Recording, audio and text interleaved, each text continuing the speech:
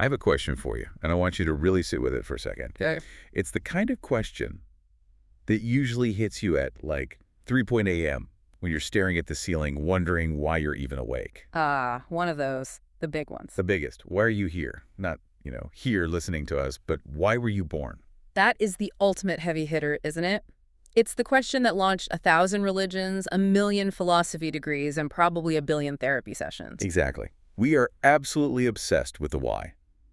We look for a grand plan, a destiny, some kind of cosmic assignment that explains our existence. We want to believe there's a script. There has to be a script. But today, we are doing a deep dive into a document that takes that exact question, looks it dead in the eye, and essentially says, that is the wrong question to ask. It's worse than the wrong question. According to our source today, it's a trap. A cognitive trap that leads directly to misery. We are breaking down a text titled Meaning of Existence and Life, which was offered by Park Mungi, dated August 16, 2024. And it also pulls in some perspectives from Park Jae-hyun. And I think we need to set the stage here. Yeah, I have to warn you, this isn't your typical manifest your best life guide. This isn't about finding your passion in the usual sense. No, this is a philosophical sledgehammer. It really is. It's a ruthless, almost biological deconstruction of the human condition. It strips away all the comfort of destiny, doesn't it? Completely. And it replaces it with some very hard-edged realities about biology, about suffering, Yeah. and about what it actually means to be free. And it pulls from so many places. It combines Buddhist concepts, but stripped of the religious ritual, with evolutionary biology and a very pragmatic, almost survivalist kind of ethic. It feels like the author is just trying to strip away every single layer of narrative we've built around our lives to see what's actually underneath the hood. And what's under there? Well, the mission of the text seems to be to prove that meaninglessness, the very thing we are terrified of, is actually our greatest freedom. That's a huge claim. It is. And that instead of a spiritual afterlife, we should be looking for something he calls biological immortality. Okay, so let's unpack this. Because if we're going to accept that meaninglessness is a good thing, we have a lot of mental rewiring to do. A lot. The author starts with what he calls the contradictions of birth. Right. He lays out the fundamental nature of being born, and he argues that our birth is defined by 4 conflicting realities. And the first one is the concept of contingency. Contingency. Or, simply chance. This is the idea that we didn't fill out an application form to exist. There was no waiting room. Exactly. Think about the sheer statistical improbability of you. You didn't choose to be born. You didn't sit in some cosmic lobby somewhere and pick the year 1990 or 2000. I didn't select New York or Seoul or a village in the mountains. I didn't pick my parents. None of it. Your existence is fundamentally a product of randomness. It is a biological accident. Which is a bit of an ego check right out of the gate. A huge one. We love to narrate our lives like we're the main character in a movie script that was written ages ago. We say things like, I was meant to be here. Or everything happens for a reason. Right. But the source is saying, no, you just happen. You are a byproduct of chance, a collision of genetic material that could have gone a trillion different ways. Just pure blind luck. Okay, so that's the first reality, randomness. What's the second? Well, to make it more complex, he pairs that randomness with clarity. Clarity. How can it be random and clear? Because the one thing that is absolutely 100% clear and factual is that because you were born, you will die. That is the only guarantee in the contract. The only one. Everything else is negotiable, everything else is a maybe, but that one clause is ironclad. Birth guarantees death. Period. Okay, so we're here by chance and we're definitely leaving. Got it. But then comes the third element, which makes the psychological experience of being human so difficult. Ambiguity.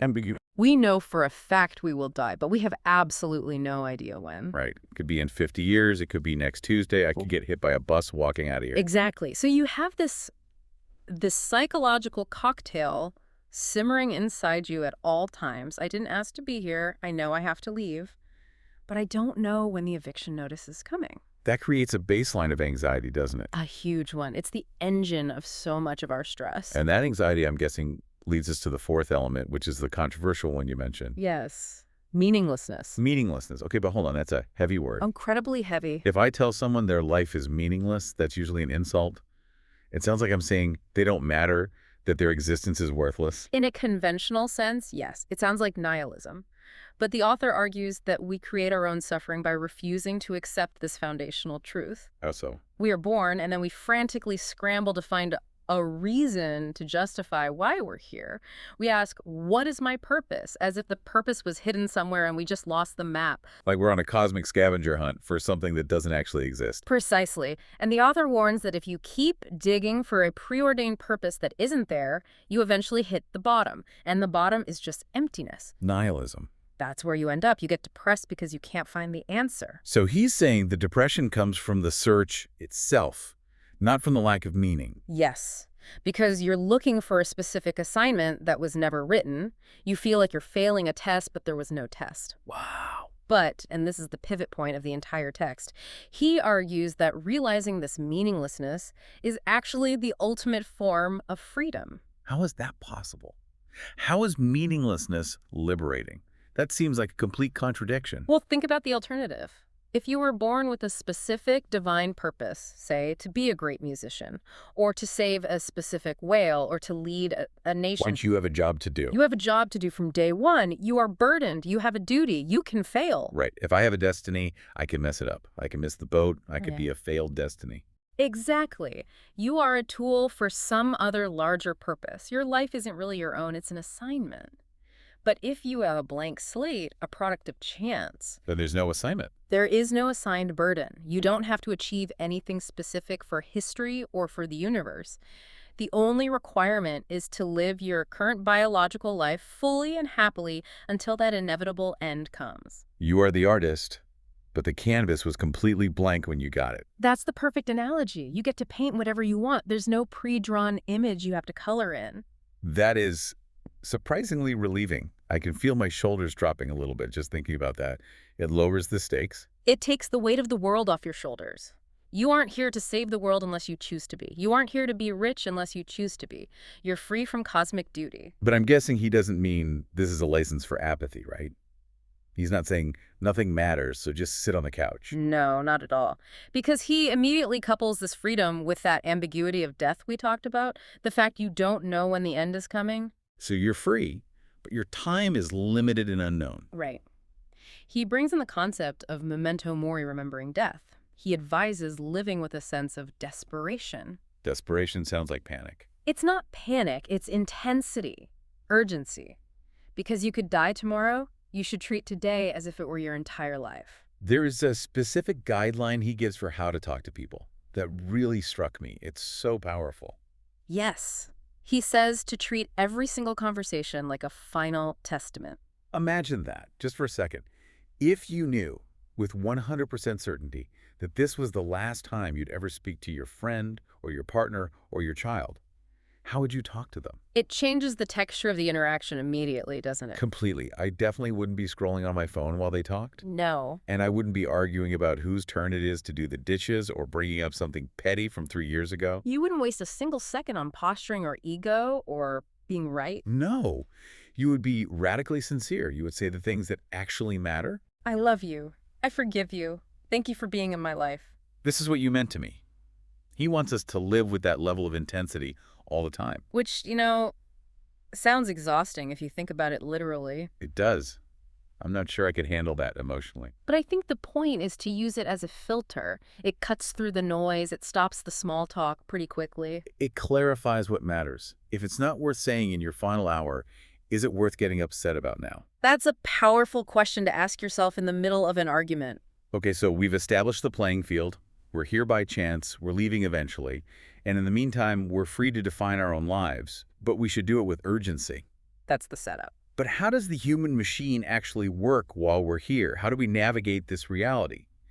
The source moves into what I'd call the mechanics of happiness, and honestly, the math here is brutal. It is not a brochure for a wellness retreat, that's for sure. He's not selling you on a life of constant bliss. Not at all. Yep. He breaks down the human experience into a ratio.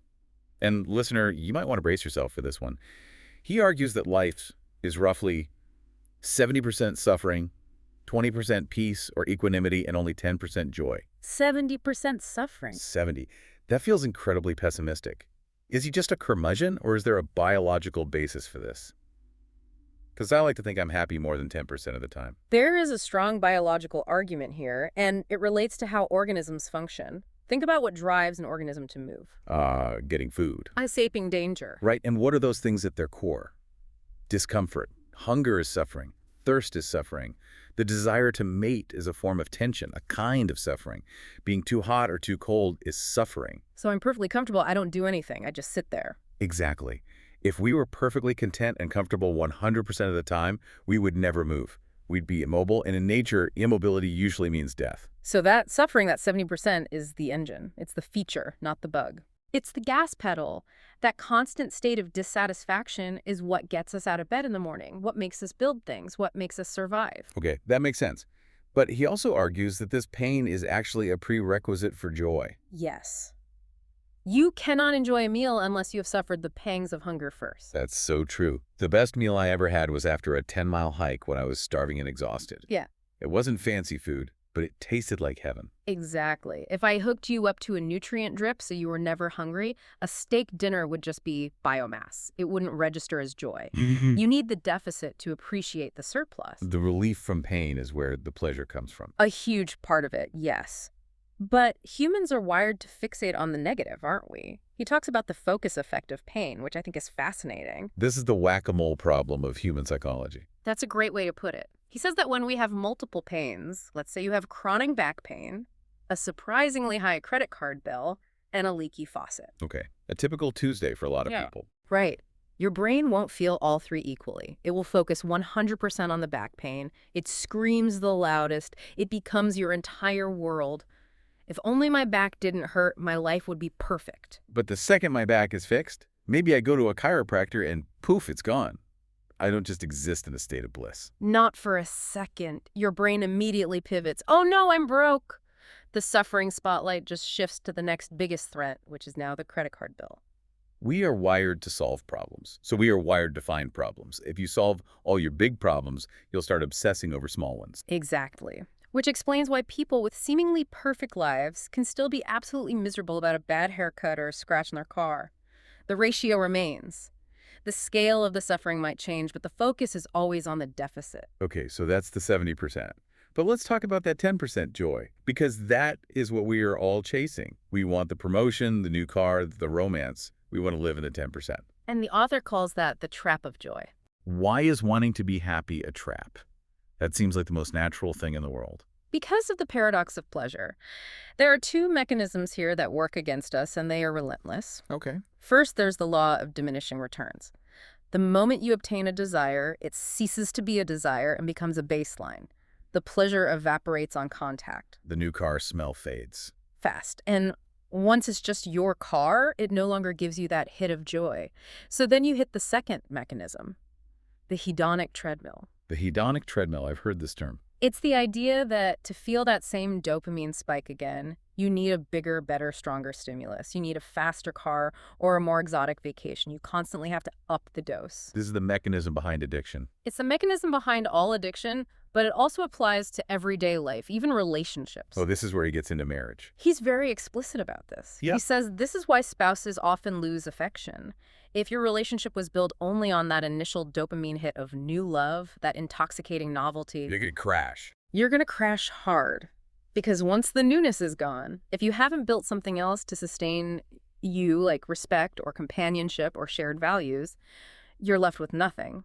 You start looking for that hit somewhere else. And he argues that trying to fill 90% of your life with that intense joy is biologically impossible without artificial help. He literally says the only way to do that is with drugs. And we all know where that path ends. It leads to destruction because the human brain just isn't built to be high all the time. He also points out the conflict of desires, the idea that we want money, fame, and love all at the same time, but often they're mutually exclusive. Right. To get the money, you work 80-hour weeks and you sacrifice time with your loved ones. To get the fame, you sacrifice your privacy and peace of mind. Trying to grab all the joy apples at once usually just leads to more suffering because you're constantly making trade-offs. You can't have it all because all contradicts itself. So if chasing the 10% joy is a trap and the 70% suffering is the factory setting, what is the strategy? What are we supposed to do? Just suffer and accept it? No. The strategy is to work on the 20%. The peace. The equanimity. He uses the term nirvana, but he redefines it, doesn't he? He's not talking about some mystical state. No, he strips the mysticism right out of it. He redefines nirvana not as a glowing, transcendent state where you float on a cloud, Right. but simply as peace. It is the absence of extreme highs and extreme lows. It's the calm harbor between the storm of suffering and the siren song of pleasure. It's the middle path. It is. The goal isn't to be ecstatic. The goal is to be calm. It's to widen that 20% slice of the pie, to crowd out the suffering. Instead of trying to drown the suffering in pleasure, which never works, you dilute it with peace. And the mantra he gives for this is an oldie but a goodie. This too shall pass. It seems so simple, but it's incredibly profound in this context. It's a universal survival tool. When you are in the 70% suffering, you lost your job, you're sick, you're heartbroken, knowing it will pass keeps you from falling into despair. It's not permanent. It gives you hope. But crucially, and this is the part people forget, when you are in the 10% joy, when you just got the promotion, you're on a perfect vacation. Knowing that will pass keeps you from getting addicted or arrogant. Keep you humble. It anchors you in the middle. It prevents you from clinging desperately to the good times and running terrified from the bad times. It lets you just observe them as they flow by. It lowers the stakes. You don't have to be happy all the time. You just have to be okay. And being okay is a very underrated survival strategy. In a world of chaos, stability is the ultimate luxury. So we've got this internal strategy for the mind. But the text also zooms out to tackle the external world. God, religion, the afterlife. And this is where he gets into what I'd call his here and now theology. This is a really radical part of the text. He argues that heaven and hell are not geographic locations you travel to after you die. They're not destinations. They aren't gated communities in the sky or pits of fire underground. He says they are states of being right here, geographically and temporally, right now. So hell isn't fire and brimstone. No. Hell is a toxic workplace where your boss bullies you every day. Hell is a family dinner where everyone is screaming at each other. Hell is exploiting someone or being exploited. If you are miserable and making others miserable, you are geographically in hell. You are living in it. And heaven, then, is not pearly gates and angels. No. Heaven is harmony. It's getting along with the people immediately around you, your family, your colleagues. It's caring for a stray cat. It's a peaceful dinner. He is very clear. If you can't find heaven here in the physical world with the people around you, you won't find it anywhere else. That puts all the responsibility back on us. Completely. Which brings us to his take on God.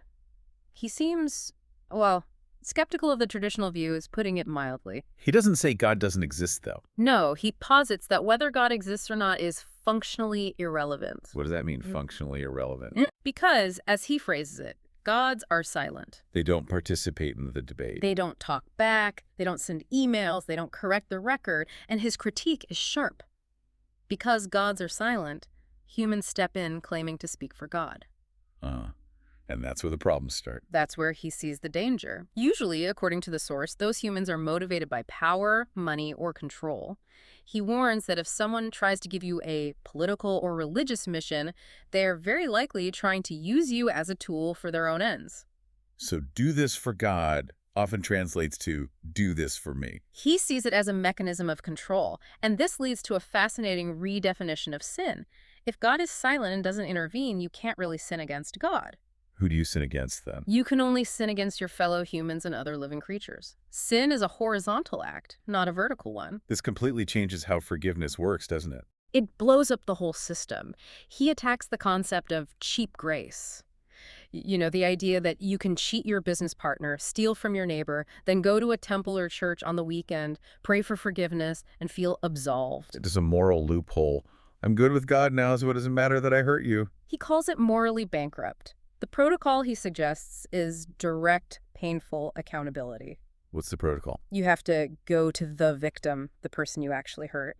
You have to beg for their forgiveness until they are satisfied. You provide compensation, you restore what you broke. So the repentance has to happen in the real world. Yes. Only then, after the human equation is balanced, can you even think about approaching the divine. You can't bypass the human to get to the spiritual. There is no cosmic get-out-of-jail-free card. You have to do the work here on Earth. Now, I want to pivot to one of the most vivid images in this entire document. It's a biological analogy that really explains his view on the soul and the mind. The sea sport. The sea squirt. A humble little marine animal that completely destroys our ego. It really does. Walk us through this. Why does a squishy sea creature matter to philosophy? So the sea squirt, when it's in its larval stage, it's a little free-swimming creature. It moves around the ocean looking for a permanent home, a good rock to attach to. Okay. And to do this, to navigate the currents and find a suitable spot, it has a brain. A rudimentary one, but it has a brain, a spinal cord, a nervous system. It needs to process data. It's moving, so it needs a mind. It needs a central processor. Correct. But here's the kicker.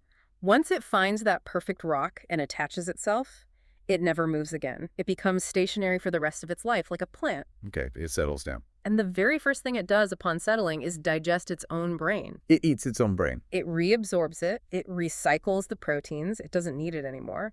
The energy cost of maintaining a brain is incredibly high. Our brains use about 20% of our calories. And since the sea squirt is no longer moving, the computer is obsolete. It just needs to filter feed.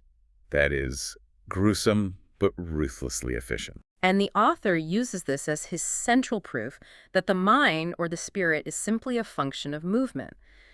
The brain exists to coordinate action in the physical world. It evolved to help us move towards food and away from danger. So if the mind is just the software for the legs, Then when the body dies and movement ceases, the mind ceases. There is no ghost in the machine that floats away to another dimension. so no soul. No soul. The mind is a tool for survival, not an eternal entity. He compares it to the operating system of a car. If you take that car to a junkyard and crush it into a cube, the software doesn't fly up into the cloud. It just stops running. It just stops. That is a definitive game over for the concept of an afterlife. Yeah. It's incredibly final. It's a bit terrifying. It is, but again, he flips this terror into a form of comfort. He asks you to look backward. Look at the 36.7 billion years of the universe before you were born. Okay, I'm looking back. Were you sad during those 36 billion years? Were you anxious? Was it dark and scary and lonely? No, I just Yeah. wasn't. There was no I to be scared. Exactly. You didn't exist, so you didn't suffer. He argues that death is just returning to that state. It's not eternal darkness, it's just the absence of being. And if the eternity before your birth wasn't scary, why should the eternity after be? It's just the same state. We've already not existed for billions and billions of years. We're Prozac. Precisely. The scary part isn't being dead, it's the process of dying. But the state itself is neutral. So if there is no afterlife, no scorecard kept by a deity, and our minds are just biological motors that shut off, how do we live? If the screen just goes black, why be good? Why do anything? That's the billion-dollar question, isn't it? And the source actually provides a very clear, practical manual for living in this reality. Okay, let's get into the how-to. It starts with a concept that might trigger some listeners, but it's important to hear it out. The my fault philosophy. Yeah, everything is my fault. On the surface, that sounds like victim blaming. If I get hit by a drunk driver, how is that my fault? If I get laid off because the economy tanks, that's not on me. And he would agree. It isn't about moral blame. It's about agency. It's about taking back control. How so? He draws on the I Ching, the ancient Chinese text. When blocked, change. When you change, you break through. The idea is that you can rarely change other people or external circumstances. I can't control the drunk driver. I can't control the global economy. No. But if you sit there blaming the driver or blaming the economy or blaming bad luck, you remain a victim. You are passive. You are waiting for the world to fix your problem, and the world is busy. It's not coming to help. You're stuck. You trapped in suffering. But by saying it is my responsibility, you reclaim the steering wheel. You're not responsible for the event, but you are 100% responsible for your response. It's stoicism again. It's very stoic. If you blame the world, you are a passenger in your own life. If you hold yourself accountable for the outcome, you are the driver. You can say, okay, this horrible thing happened. Now what do I do? How do I move forward? It's a shift from blame to action. Exactly. And he lists some specific ingredients for this driver mindset. The first one is incredibly practical. Economic independence. Money. Yes. He says you must solve the problem of feeding yourself to be dignified. If you depend on others for your survival, you are compromised. You cannot be truly free if you are begging for your dinner or if you are terrified of losing your job because you have no savings. Hard to be a philosopher when you're starving. Maslow's hierarchy applies here. You have to solve the material problem first. Feed yourself, then find enlightenment. What's the next ingredient? Self-competition. He warns against competing with others because that breeds envy, stress, and resentment. There will always be someone richer, younger, or smarter than you. That's a losing game. You can't win that. You can't. It's an infinite game with no prize. So instead, compete with your past self. The you from yesterday. Yes. He calls it daily renewal. If you are slightly better, slightly wiser, slightly stronger than you were yesterday, that is the only victor that matters. It turns life into a game of personal growth rather than a status war. I like that. Then there's learning and restraint. He has a great line for this. Without learning, ignorance grows. Without restraint, greed grows. It's a gardening metaphor. You have to constantly weed your own mind. If you stop learning, you don't just stay the same, you actually fall behind. Your ignorance compounds. And if you don't check your greed, your desires, it consumes you. It's about active maintenance of your own character. And finally, the fourth one, living in the present. This sounds like a cliche you'd see on a coffee mug. The present is a gift. He does. But he breaks it down very logically. The past is history. You can't edit it. It's done. Fretting about it is like trying to unspill milk. The future is a mystery. You can't predict it. It's a fantasy. The only reality you can actually touch, change, or experience is this microsecond right now. There's that great saying, if you are anxious, you are living in the future. If you are depressed, you are living in the past. And if you are at peace, you are in the present. Peace is found only in the now. I love that breakdown. Now let's talk about relationships, because he has a very specific rule for how to treat people, and it directly challenges the golden rule we all learned in kindergarten.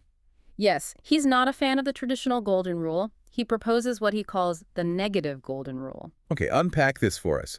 The classic positive golden rule is, do unto others as you would have them do unto you. Yeah.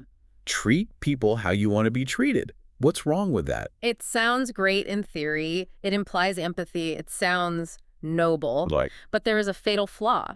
What if what I like is different from what you like? What if my definition of good treatment is your definition of hell? Can you give an example? Sure. Let's say I love surprises. I love loud surprise parties. They bring me immense joy. Under the positive golden rule, if it's your birthday, I should throw you a massive surprise party. And if I'm a shy introvert who hates being the center of attention? I've just given you the gift of a panic attack. I am imposing my preference on you under the guise of kindness. He calls this a form of violence.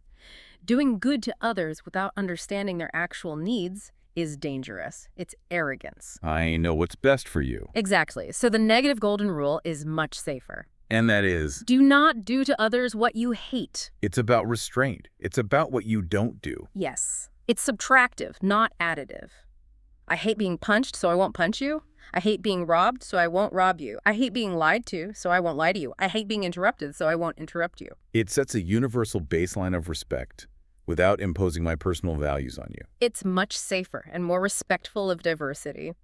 It prevents you from helping people who don't want or need your specific brand of help. He also adds some very stark advice on expectations in relationships. Expect nothing. It's that simple and that difficult. He says we should love our family and friends the way we love our pets. That's an interesting comparison. It sounds a little insulting at first. It does, but think about it. We love a dog or a cat because we expect nothing from it. We don't ask the dog to get a job or validate our career choices or thank us for the food.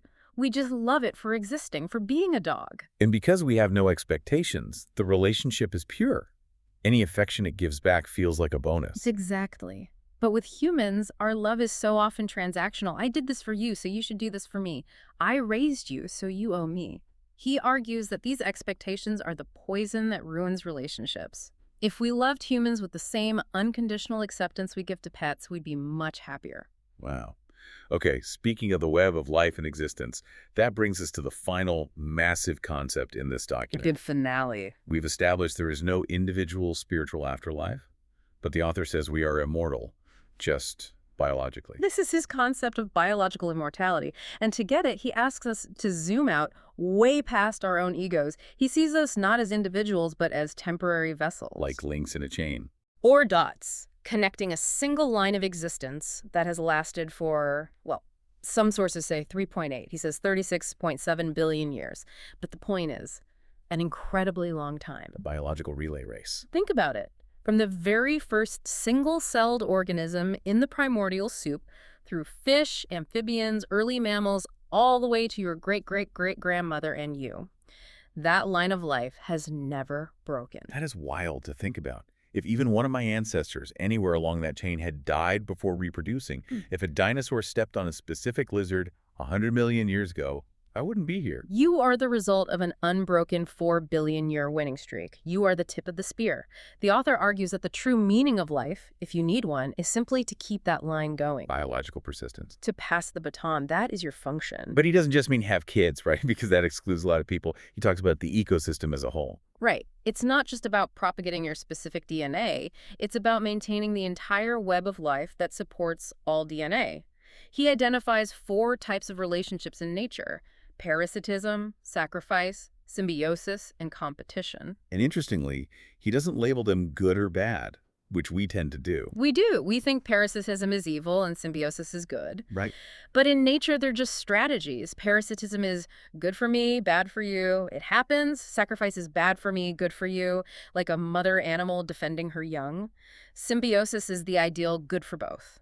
And competition is actually bad for both in terms of energy expenditure, but it drives evolution and efficiency. And he argues we need all of them for a healthy system. He argues that diversity is the ultimate key to survival, and this is where he makes a very controversial point. He warns against unity. That's completely counterintuitive. In politics, in society, in companies, we hear we need unity all the time. Unity is strength. He says unity is dangerous. Look at modern agriculture.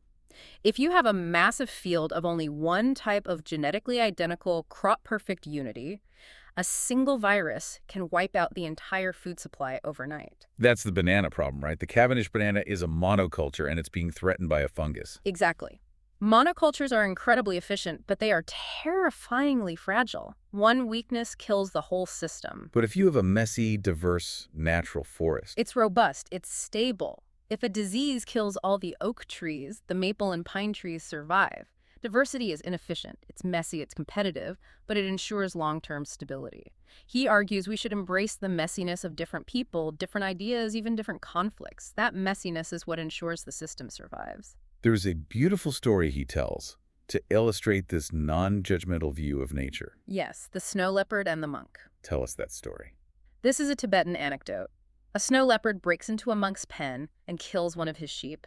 Now, typically, our human reaction would be to say the leopard is bad, it's a killer, it destroyed property, it committed violence. We would want to punish the leopard. Or kill it to protect the other sheep. But the monk doesn't get angry. He goes to the leopard and he pets it. He pets the leopard that just killed his livestock. Why? Because he understands that nature has no concept of good versus evil. The leopard wasn't being malicious, it was hungry, it was just eating, it was being a leopard. Evil is a sticker that humans paste onto nature. Exactly. The leopard isn't a sinner, it's just a part of the biological flow. The sheep was being a sheep. The leopard was being a leopard. The author says we need to stop viewing the universe through the narrow, judgmental lens of human morality. We're not the judges of nature. We are just one part of the flow. When we judge nature, we create our own suffering. This leads to the final takeaway, which is a prediction about the future of human empathy. And this is where he really stretches our imagination to the breaking point. It's a timeline of expanding equality. It's pretty wild, he points out. 200 years ago, humans realized that equality meant ending slavery. We expanded the circle of us to include all races. Right. Before that, some humans were treated as property, not as beings with rights. Then, around 50 years ago, we really started pushing for gender equality. We expanded the circle again to recognize that men and women have equal value. And now, what's the next step? He predicts that 50 years from now, we will achieve animal equality. Meaning what, exactly? We will look back at how we treat animals today: factory farming, exploitation for entertainment, scientific testing, with the same moral horror that we now feel when we look back at slavery. We will recognize that they are beings with an equal right to exist. That's a big step. But then he takes it even further. 200 years from now. This is the big leap: inanimate object equality. Wait, what? Recognizing that even a stone on the road has the same inherent value as a human. A stone? Okay, I can get on board with animals. They feel pain, they have consciousness. But a stone? That feels like a stretch. Why does a rock deserve equality? It sounds wild, but it's completely consistent with his physics-based view of the world. If there is no soul, if we are all just matter, if we are all just rearranged stardust that came from the Big Bang, then the stone and I are made of the same fundamental stuff. exactly, we are distant cousins. He calls this Mubulgyeong a Korean concept that means Nothing exists that is not worthy of respect. Nothing exists that is not worthy of respect. It means treating everything with a kind of reverence, not because it has a soul or a spirit, but simply because it is. It shares the miracle of existence with you. To kick a stone in anger is to disrespect the very universe that made you both. That is a profound shift in perspective. It knocks us off the pedestal completely. We aren't the lords of creation, we're just neighbors with the rocks. And that leads to his final provocative closing thought, the thing he wants to leave us with. Okay, let's hear it. If heaven is only herein how we treat that stone or that leopard or our neighbor, and if you are spending your entire life making your corner of the world a living hell while you wait for some divine paradise after you die, Then you've missed the point entirely. you have missed the only shot at existence you will ever get. You traded the real apple in your hand for a painting of an apple that doesn't exist. Wow, that is a lot to process. But in a strange way, it makes me want to go outside and just look at a tree or treat my lunch with a little more respect. And if you do that, then that is the beginning of the heaven he's talking about. Heaven isn't a place you go, it's a way you look at the world. Well, on that note, we are going to wrap up this deep dive. Whether you agree with Park Monkey's philosophy or not, it's definitely a perspective that shakes up the daily routine. It certainly does. Thanks for listening, and remember, Mm-hmm. you're here by chance, so you might as well enjoy the ride. Live desperately. And pet the snow leopard. See you next time.